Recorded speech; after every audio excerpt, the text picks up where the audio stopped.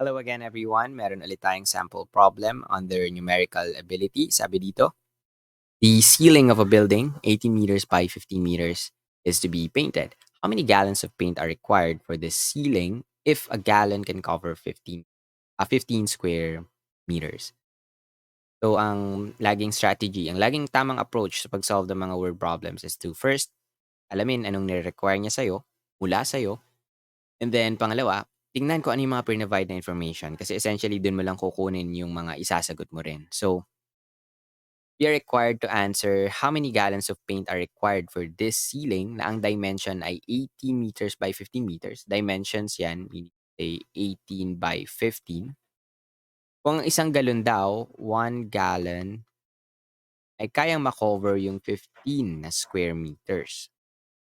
And so, first things first, ano muna yung total area ng ceiling? Alam natin yung dimensions, it's 18 by 15. So kapag sinabing area, ito na yun eh. I-simplify mo lang. Multiply natin. So 18 multiplied by 15, this is 40.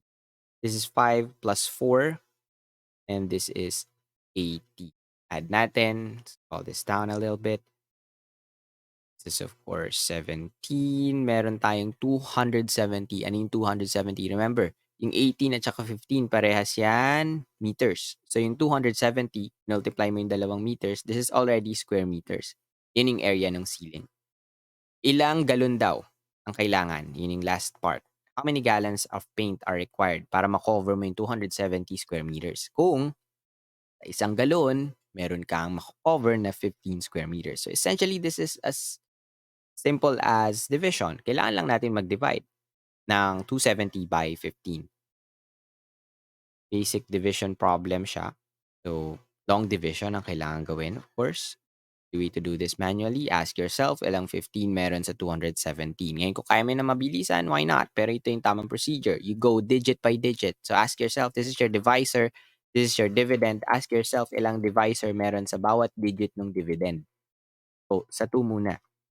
Kasya ba si 15 kay 2? Obviously not. Sama mo yung katabi. Kasya ba si 15 kay 27? Kaya. Kaya ang isa. So, yung 1, itatapat mo kay 7. Mahalaga yung alignment ng numbers sa pagde-divide. So, isang 15 ang kasya kay 27, may susobra ka pang 12. Kasya pa ba yung 15 sa 12? Hindi na. So, we need to bring down 0. Ngayon, meron kang 120 na i-divide sa 15. Ang 10 ay 150 pero ito ay 120 lang. So, yung sagot natin is less than 10. Quite obviously. Sa 30, may dalawa. Ilang 30 ngayon meron sa 120? So, meron kang 30, meron kang 60, meron kang 90, meron kang 120. So, meron tayong 8. 8. Yung last digit natin, which means ang final answer would be 18 gallons. Natin yung gallons. But obviously, dun sa options, yung 18 lang ang pipiliin. Walang units, no? Dapat may units yan. Pero yeah, that's how you solve problems like this. Unawain maigi yung problem. Subukang i-translate yon into mathematical equations. Notice, yung a gallon can cover 15 square meters. Ginawa ko siyang literal na equation.